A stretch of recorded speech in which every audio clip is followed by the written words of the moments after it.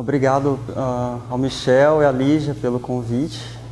Muito legal a oportunidade, o espaço de falar para vocês sobre o nosso trabalho. Então, como o Michel falou, sou postdoc aqui no departamento desde 2014. Trabalho com o professor Diogo Meyer.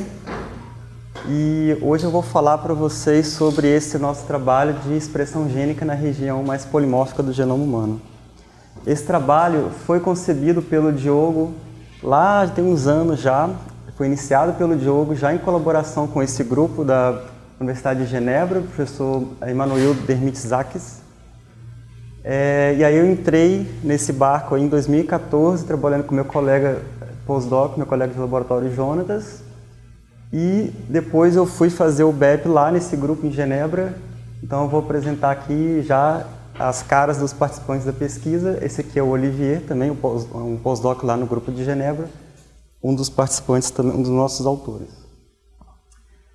Então aqui quando eu falo a região mais polimórfica do genoma, vamos ver que região é essa aqui. Isso aqui é um gráfico de diversidade, pi, um índice de diversidade, que é uma média de diferenças par a par, entre pares de cromossomos de uma população. Isso aqui eu corri esse cálculo aqui na população Yoruba, né, da Nigéria, que está no 1000 genomas. E quando a gente vê esse índice de diversidade, aqui cromossomo 1, 2, 3, 4, 5, aqui no 6, braço curto, cromossomo 6, tem um pico aqui de diversidade. Esse pico, a gente vai olhar mais de perto, a gente olha que são aqui os genes HLA. Essa região no braço curto do cromossomo 6 é a região MHC, em humanos também conhecida como HLA, de antígenos leucocitários humanos. São genes responsáveis pela apresentação de antígenos. Essa diversidade está concentrada aqui, esses genes a gente divide em classe 1 e 2 principalmente. A diversidade está concentrada bem lá na fenda de ligação ao antígeno. Aqui nos genes de classe 1, aqui a gente tem a cadeia alfa, ele é codificado essa parte aqui pelos exons 2 e 3 do gene. E nos genes de classe 2, são formados por uma cadeia beta, uma cadeia alfa e a diversidade está concentrada principalmente aqui nessa parte da cadeia beta, que se liga ao antígeno. E aqui é principalmente exon 2 que codifica. Então, quando a gente fala alelos HLA, isso aqui são os números de alelos que existem nesses genes, de classe 1 e classe 2. Um número enorme de alelos, né, 5, 6 mil alelos. E em classe 2 é mais variável a cadeia beta, que se reflete aqui no nome do gene, DPB, cadeia beta, DPA, por exemplo, a cadeia alfa de cada proteína dessa. Mas quando a gente fala alelo, né, alelos são variantes em loci no genoma. Esses loci podem ser, por exemplo, SNPs, né, uma posição só, ou uma região maior. Em HLA, o que eu estou chamando aqui de alelos é um haplótipo de SNPs, né? Como a gente vê aqui, por exemplo. E esses alelos têm esses nomes estranhos aqui, bem particulares de HLA. Por exemplo, um alelo B7020101, B7020102. E essa nomenclatura se refere a esses dois dígitos, os primeiros, ao tipo sorológico, que determina a gama de antígenos que essas proteínas podem apresentar. No segundo campo aqui, a proteína específica. E aí no terceiro campo significa alelos com a mesma proteína, mas com algumas substituições sinônimas ao longo da região codificadora. E no quarto campo, diferenças não codificadoras que estão em introns ou UTRs, por exemplo. Então, aqui eu peguei alguns alelos para exemplificar isso. Eu cortei essa sequência, obviamente, editei aqui, só para pegar um exemplo que descreve isso bem. Então, por exemplo, um B70201, que é o primeiro alelo, tem essa sequência nesse trecho, e aí esses tracinhos significam a mesma base de cima. Então, esse alelo, o 7020102, ele é igual ao de cima, porque aqui eu estou olhando só a região codificadora. Ele vai ter alguma diferença em intro, um TR por aí. Esse terceiro alelo aqui já varia no terceiro campo de dígitos, então ele é ainda a mesma proteína B702, mas tem diferenças sinônimas. Por exemplo, esse G aqui, o códon ACC e o ACG codificam para o mesmo aminoácido. Aí a gente pega o 7,13, já é outra proteína. Tem outras diferenças aqui que muda a proteína. E aí o 15 já é outro grupo nos dois primeiros dígitos, é um alelo bem diferente, que apresenta uma certa gama de antígenos diferente. E quando a gente olha, esses alelos, eles são classificados em linhagens, né, codificadas pelos dois primeiros dígitos. E todos os alelos dentro de uma linhagem têm uma certa relação filogenética, eles surgiram por duplicação um do outro, e enfim. Então, quando eu olho para essas linhagens e eu olho para o número de diferenças que essas linhagens têm para a sequência que está lá no genoma referência, que é um genoma que o mundo todo usa para mapear reads de sequenciamento, a gente vê que esses alelos têm bastante diferença na região que codifica lá para o sítio de ligação ao antígeno. Aqui em classe 1 são 540 bases, aqui em classe 2, 270. Então eles chegam a ter mais de 10% dessa região diferente do genoma referência. E daí isso faz com que muitas pessoas considerem o HLA a região mais chata do genoma. Aqui foi o campeão da região mais chata por todos esses problemas de excesso de polimorfismo, e na hora que você tenta analisar essa região, o sequenciamento vindo dessa região, usando um genoma referência que é único, que não engloba essa diversidade. Por exemplo, um problema é o que a gente chama de viés de mapeamento. Então, considere que a gente tem um indivíduo que tem dois alelos, dois haplótipos aqui. O azul é bem próximo ao genoma referência, e o que mais em vermelho é mais diferente. Ele tem, por exemplo, esse SNP bolinha preta, enquanto no referência é o bolinha azul. Você faz um sequenciamento de quantidades iguais de reads para esses dois haplótipos. Na hora de você alinhar o genoma referência, todos alinham aqui, porque normalmente você permite uma certa quantidade de mismatches no alinhamento. Por exemplo, aqui estou considerando um mismatch. Mas se você tem um haplótipo, por outro lado, muito diferente do genoma referência, aqui com mais duas diferenças, você sequencia da mesma forma, na hora de alinhar, esses reads que carregam essas diferenças não mapeiam, e no final você acaba achando que esse indivíduo que era um heterozigoto para essa posição, ele é um homozigoto por referência. Isso se chama viés de mapeamento. Você acaba superestimando os alelos referência na hora de fazer o mapeamento. E daí a gente documentou isso nesse artigo com a Débora, que foi aluna de mestrado aqui no nosso laboratório, para mapeamento genômico. Só que esse viés de mapeamento também afeta a expressão gênica, a codificação de expressão gênica. Então, aqui, da mesma forma que antes, um alelo azul parecido com a referência, um alelo vermelho bem diferente, você faz sequenciamento, mesma quantidade de reads de um e de outro. Na hora de alinhar, você perde aqui os mais diferentes para o genoma referência. Então aqui você já tem um viés na sua estimativa de expressão, que deveria ser igual, mas aqui você está subestimando o alelo mais diferente da referência. Isso causa problemas também em análises subsequentes à análise de expressão gênica, por exemplo, o mapeamento de EQTL. EQTL são variantes genéticas associadas à variação de expressão gênica no determinado gene, né? Então, por exemplo, aqui a gente vê que, como lá a gente tem um SNP associado a esse gene, que no alelo referência é branco, no alternativo é preto, e como você tem uma subestimativa de expressão do alelo mais divergente, você acha que esse SNP preto está associado a menor expressão e o branco com maior expressão, mas isso é um artefato de análise. E daí tem essa questão que as pessoas acham que, né, essa ideia de um genoma referência é um tanto otimista demais. Ela é útil, o genoma referência é útil para muitas aplicações, mas para essas regiões mais polimórficas, ele não engloba a diversidade do genoma. Então a gente bolou uma estratégia para analisar os genes HLA, que são extremamente polimórficos, e ao invés de se basear em apenas um genoma referência, a gente tentou se basear aqui num conjunto de referências HLA. A gente desenhou esse pipeline, que é o seguinte: a gente começa com reads que alinham lá na região MHC, cromossomo 6, e todos os reads não mapeados, porque a gente espera que muitos reads do MHC não serão mapeados por falha de mapeamento, né, por excesso de polimorfismo.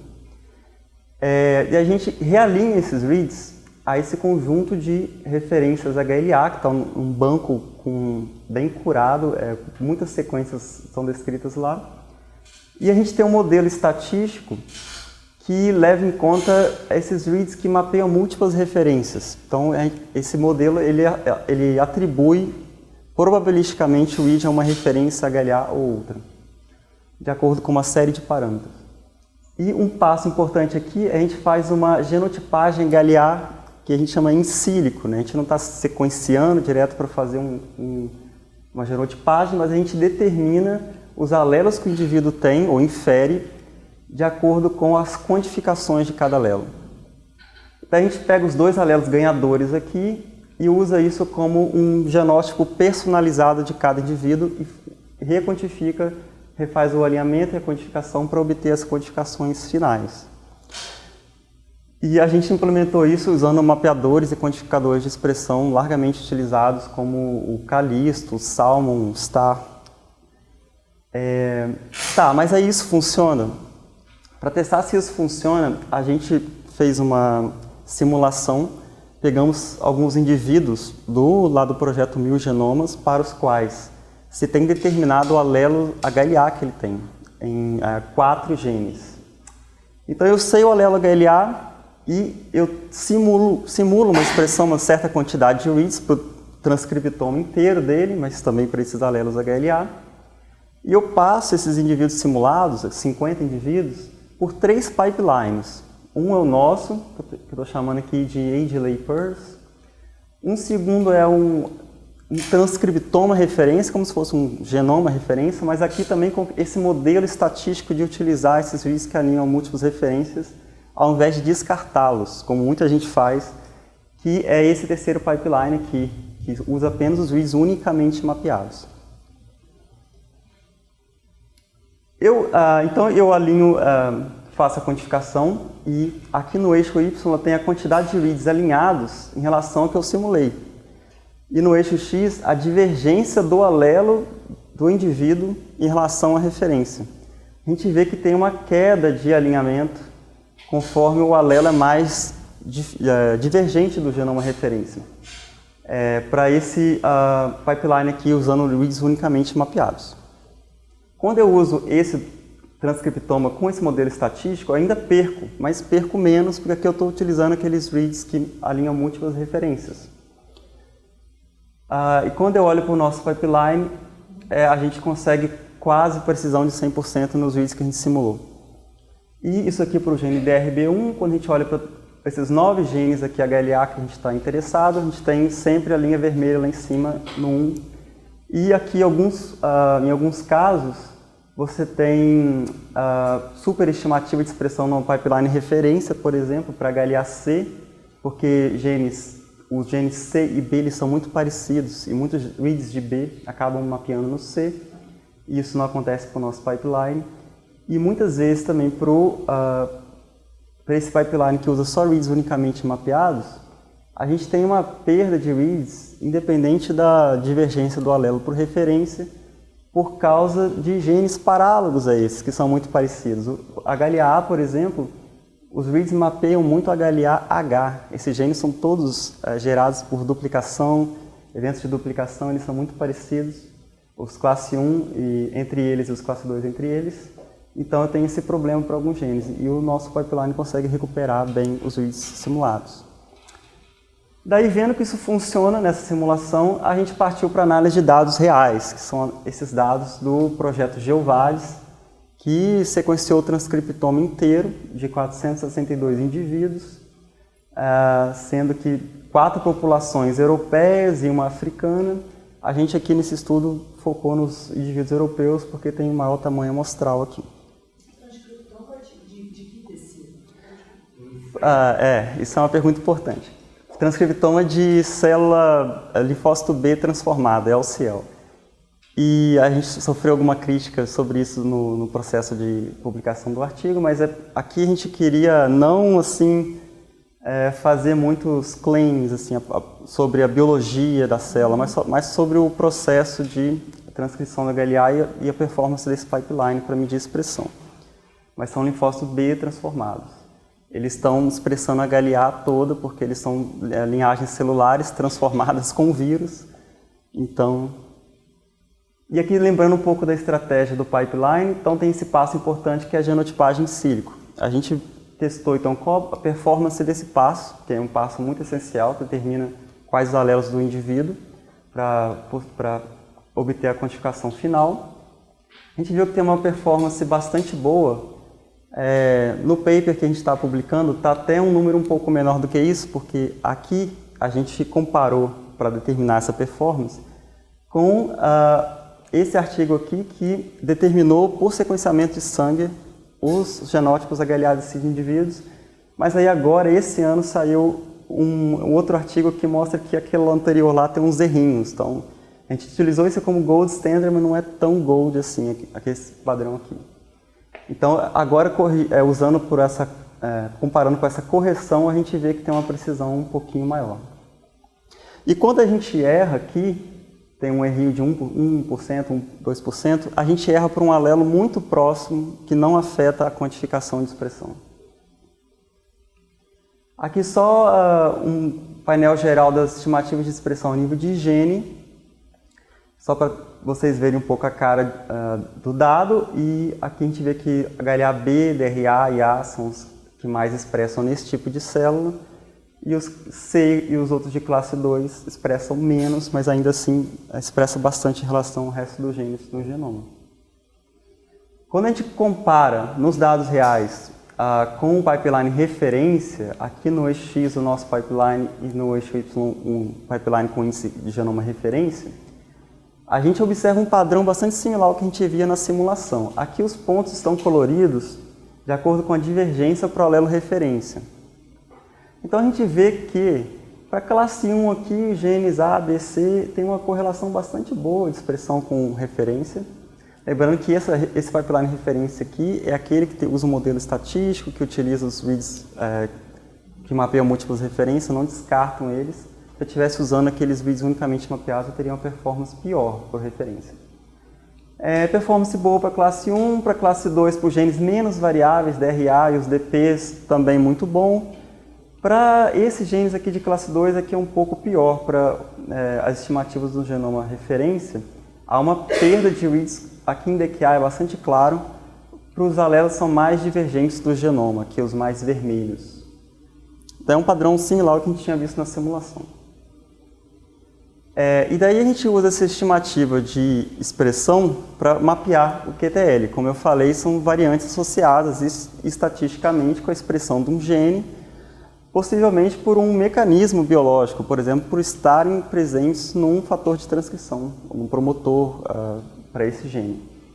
Aqui a gente usou esse programa QTL Tools do nosso coautor lá de Genebra, o Olivier.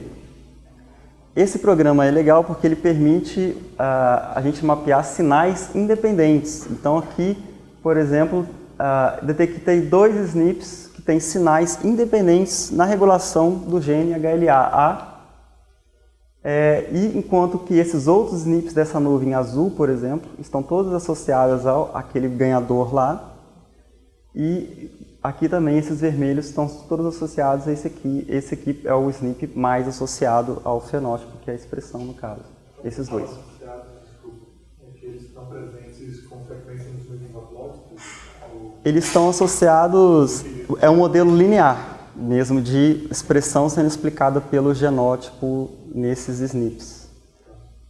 Então é associação estatística para um modelo linear mesmo.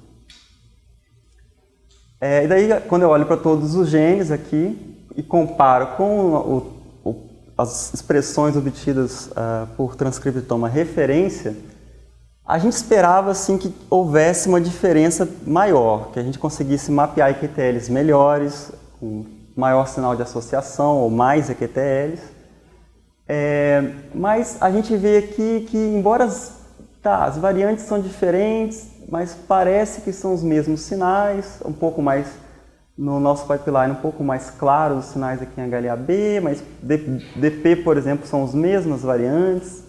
Daí a gente se perguntou, bom, as variantes são diferentes, mas elas são mesmo diferentes ou é só o nome da variante que é diferente? Então, o que a gente faz a gente correu essa análise de RTC, também lá de uma autora do grupo de Genebra, que ela faz o seguinte, ela olha se um par de SNPs, por exemplo, um EQTL do nosso pipeline e um que a gente obteve com o referência, eles são realmente estatisticamente diferentes, ou eles marcam o mesmo sinal biológico, apesar de serem SNPs diferentes.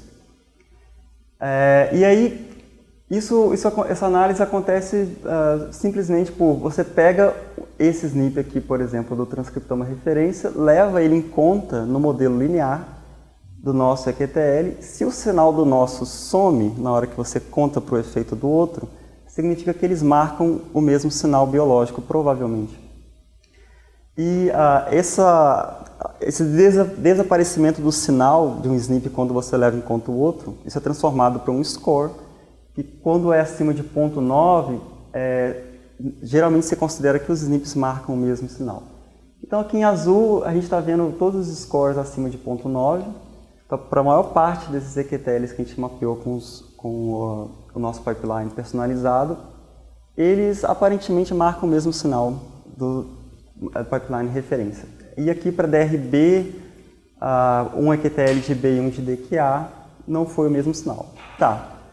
Alguns são similares, alguns são diferentes, mas os que são diferentes, pelo menos, ou os que são iguais também, são melhores no nosso pipeline. São, por exemplo, a maior chance de serem os EQTLs causais, porque numa análise de EQTL tem isso. Você pode achar um SNP que está lá no promotor do gene, ele é responsável diretamente pela maior ou menor expressão do gene, mas você pode pegar simplesmente um outro SNP que está em desequilíbrio de ligação com o SNP causal. Mas então a gente está mapeando mais EQTLs causais ou não? A gente correu essa análise chamada Caveman, do nosso colega lá de Genebra também, o Andrew, que ele permite estimar essa probabilidade de um SNP, de um EQTL ser causal. Aí aqui a gente vê que no nosso pipeline aqui em vermelho, a gente tem mais EQTLs com maior probabilidade de ser causal do que o genoma referência do que o contrário. Mas também não é assim uma coisa tão clara, tão grande. E a gente chegou à conclusão de que a gente tem um ganho com o nosso pipeline personalizado para essa finalidade, mas ainda a gente ainda está barrado pelo pequeno tamanho amostral. 360 indivíduos é pouco ainda para identificar EQTLs de tamanhos de efeitos menores sobre a expressão de um gene. Aqui é só não vou entrar nessa tabela, mas a gente fez uma exploração geral sobre esses EQTLs que a gente encontrou, cruzando eles com dados do ENCODE.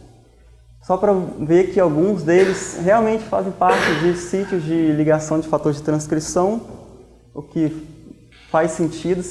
Parece que esses EQTLs eles têm mais chance de serem causais mesmo, ou eles estão em regiões que não têm fatores de transcrição, mas têm marcas de cromatina que significam região ativa, transcrição ativa ou região gênica.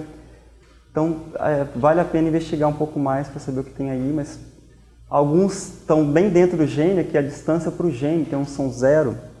Ou eles estão ali marcando um sinal no promotor, numa UTR, ou são eles o SNP causal, ou eles estão marcando um que está ali perto. Então, mas um produto do pipeline, como a gente viu, é a expressão para cada alelo HLA, além de expressão para o gene. Como que é estimada a expressão normalmente no campo de HLA? Por qPCR. Você faz qPCR para cada gene, você tem a genotipagem do indivíduo, você tem os alelos do indivíduo, daí se faz uma coisa bem suja, assim, que aqui, por exemplo, cada indivíduo é plotado 2 vezes, uma vez para cada alelo, mas não se sabe que proporção cada alelo está contribuindo para aquela expressão total. Então, no nosso pipeline, você consegue obter diretamente a expressão de cada alelo. Aqui eu estou mostrando pelas linhagens de alelos no eixo X. Porque os alelos são a unidade de quantificação que estão presentes lá no nosso índice para o alinhamento. Aqui para o gene DRB1, por exemplo, e a gente pode juntar essa informação de expressão para cada alelo com o EQTL mapeado para o gene. Então, por exemplo, aqui os indivíduos, os pontos vermelhos aqui, são alelos que estão em fase no mesmo haplótipo que o alelo do EQTL associado com maior expressão, que nesse caso aqui é o A, nessa variante aqui. Então você vê que faz sentido, porque os alelos aqui com maior expressão, ordenado pela mediana, eles estão com EQTL para o gene associado, com o alelo do EQTL associado à maior expressão. Enquanto que aqueles dois alelos lá estão em fase com EQTL, que é associado à menor expressão. Na análise anterior, você estava tentando ver quais níveis seriam independentemente associados ao nível de expressão por EQTL. Esses SNPs regulatórios, eles não estão em formas diagnósticos, no sentido de que o mesmo SNP está em fase com algum outro? Sim. Da mesma forma como na parte codificante? Sim. Aqui, então... opa! Porque eu entendi muito claramente que os alelos são formas, são haplótipos de codificantes. Sim. Mas os que estão na região regulatória também não são? Sim, todos eles, né, estão em haplótipos.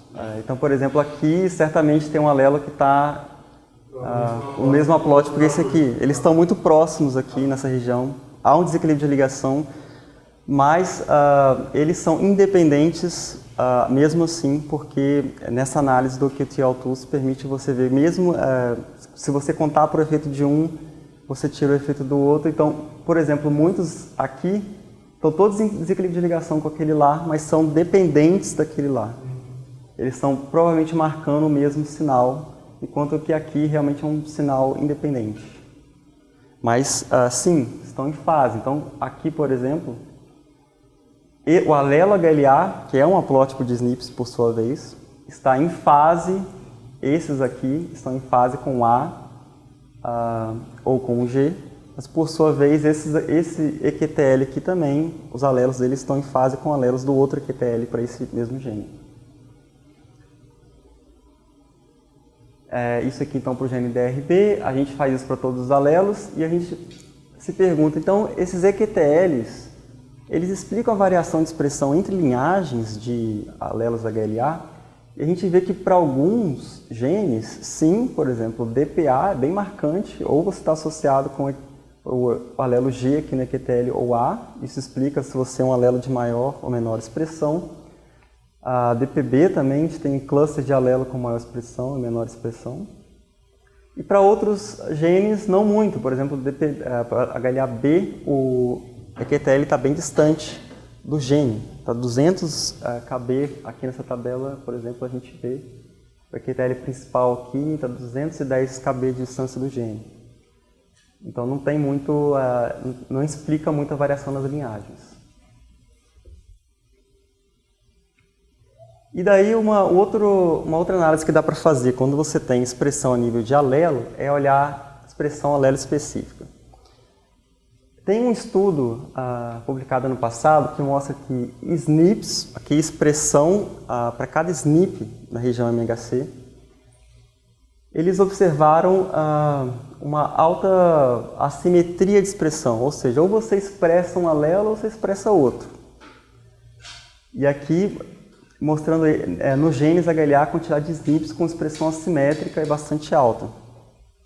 Só que para HLA, assim, existe uma teoria bastante forte apoiando a ideia da vantagem do heterozigoto. Né? Você ter dois alelos em cada gene maximiza a sua chance de apresentar antígenos de patógenos. Só que se você só expressa um desses alelos, não há muita vantagem de ter dois, né? Não há muita vantagem de ser heterozigoto. Mas aqui, esse dado aqui, como eu falei, a nível de SNP, quando a gente olha o nosso dado a nível de alelo HLA, a gente vê pouca assimetria de expressão. Aqui, por exemplo, no ponto 5, significa que os dois alelos expressam igual. E 80% dos pontos está entre 0,4 e 0,5 aqui, na média, para todos os genes. Então não há muita... Isso. Então, assim, parece que a ideia, né, da vantagem do heterozigoto de ser vantajoso ter 2 alelos funciona aqui quando a gente olha para a expressão a nível do alelo HLA. A gente tem os 2 alelos expressando de uma forma mais ou menos simétrica. E daí uma outra coisa que dá para checar quando você tem expressão para cada alelo é essa pergunta aqui: a regulação de expressão é uma propriedade do haplótipo? Ou seja, o gene que está no mesmo haplótipo que o outro, eles estão perto um do outro, como é o caso dos genes, por exemplo, HLA C e B. Eles têm maior correlação de expressão porque eles compartilham os mesmos mecanismos regulatórios, talvez?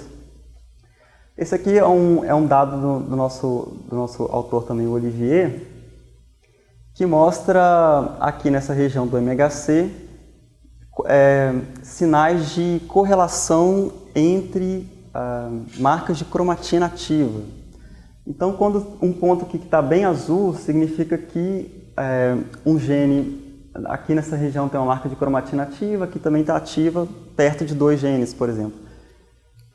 E eles veem que isso tem altíssima correlação com conformação da cromatina, que é o seguinte: eles veem que o cromossomo se dobra sobre ele mesmo, por exemplo, para um enhancer levar a maquinaria de transcrição para o promotor de um gene. E esses contatos têm bastante correlação com essa estrutura de correlação aqui. Então, por exemplo, o HLA C e B, eles estão aqui dentro desse mesmo domínio de regulação de transcrição. Será que eles têm maior correlação de expressão? Ou seja, um alelo do HLA-B, que está no mesmo haplótipo que um alelo do HLA-C, os dois têm o mesmo padrão de alta ou baixa expressão? A gente testou isso medindo justamente correlação de expressão aqui dentro do mesmo haplótipo e alelos em haplótipos diferentes para todos os pares de genes. Quando a gente compara aqui a correlação de expressão dentro do mesmo haplótipo e entre haplótipos diferentes, a gente não vê assim, um padrão muito... não tem mais correlação de expressão por estar dentro do mesmo haplótipo. Isso pode ser tanto porque, como a gente mostrou, há uma pequena assimetria entre 2 alelos, né, de um loss, ou também porque é mais importante para a regulação desses genes fatores trans, ou seja, proteínas que são codificadas em outro lugar do genoma, gene em outros cromossomos, que agem igualmente nos 2 haplótipos, nos 2 cromossomos aqui. Um exemplo desse é o C2TA, que é o transativador de HLA classe 2. Aqui, esse gene está em outro cromossomo, e aqui a gente vê uma alta correlação de expressão com o gene de classe A, mostrando que deve haver um mecanismo aqui regulatório, por exemplo, mais forte do que os fatores de haplótipo aqui na região. Então, os resultados dessa pesquisa estão nesse pré-print lá no bioRxiv, mas vocês podem esperar até mais ou menos o fim da semana, talvez. Isso deve sair na PLOS Genetics, está para sair lá. E as conclusões, então, são que pipelines personalizados, como o HLA-PERS, permitem melhor estimativa de expressão, ligeiramente melhor mapeamento de EQTLs com esse tamanho amostral aqui, expressão a nível de alelos HLA, que os pipelines tradicionais não têm. E isso, por sua vez, essa expressão a nível de alelo, permite entender melhor a arquitetura regulatória e sua relação com alelos HLA, a associação da expressão de cada alelo com fenótipos de doença, e tem a potencial aplicação a transplantes. Isso é uma ideia que a gente namora e nunca conseguiu explorar, porque vocês sabem que esses alelos HLA, eles são os que são checados entre pacientes doadores de transplantes, para ver se o paciente, o doador, tem o mesmo alelo, ou mesmo proteína, pelo menos. Mas tem assim, uma ideia de que quando há um mismatch num alelo que expressa pouco, tem maior chance de você tolerar um transplante. E também tem algumas perspectivas futuras, algumas coisas que a gente quer explorar, como herdabilidade de expressão de HLA, contribuições relativas de fatores cis, estão perto do gene ou trans. Há uma dificuldade bastante grande de medir fatores trans, porque são vários efeitozinhos de tamanho pequeno, você tem que ter tamanhos amostrais muito grandes para conseguir medir isso. E também redes de coexpressão em que a HLA participa. E essas frentes, né, quando você junta com todos os outros projetos laterais que a gente tem em laboratório, isso está um pouco além da nossa capacidade de trabalho. Então, fazendo uma propaganda, estamos sempre recrutando alunos. Se vocês têm interesse em trabalhar com esses dados genômicos e um pouco da teoria de genética de populações por trás desses tópicos, procurem a gente. E agradecendo, então, aos 2 grupos participantes dessa pesquisa, FAPESP, financiadora bastante importante aqui, financiou meu pós-doc, minha BEP. A NIH CNPq financiou um braço desse projeto que eu nem pude entrar aqui hoje. E o NIH, hoje, depois que acabou minha bolsa FAPESP, é quem me paga para estar aqui continuando trabalhando nesse projeto. Então, e obrigado a vocês.